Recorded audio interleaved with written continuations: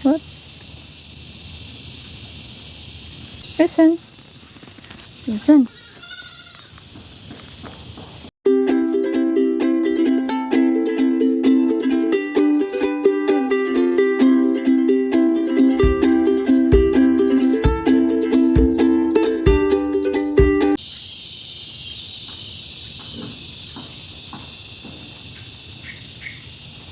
Malaya si Wilson ngayon kasi umaaraw.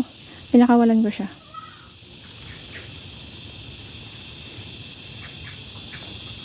Mag-aalas 10 na, kailangan na natin ipastol din yung mga kambing dito. Yan.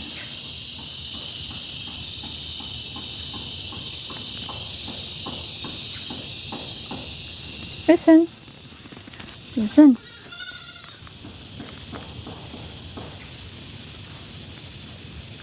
Mas mataba ang mga rabbits pag free range lang sila, nakawala.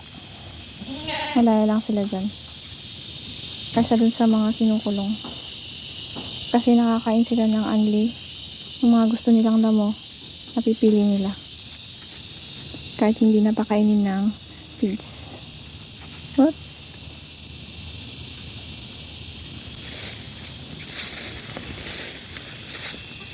Kasi hindi naman natin pwedeng pakawalan lahat yung mga rabbits dito.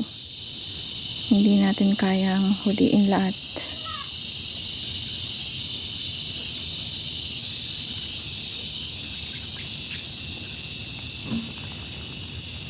Minsan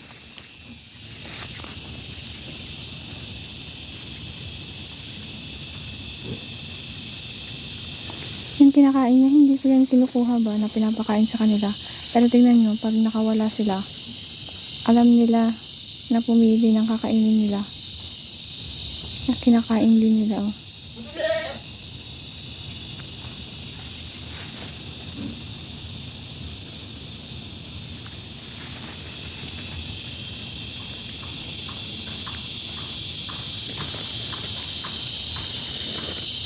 Listen.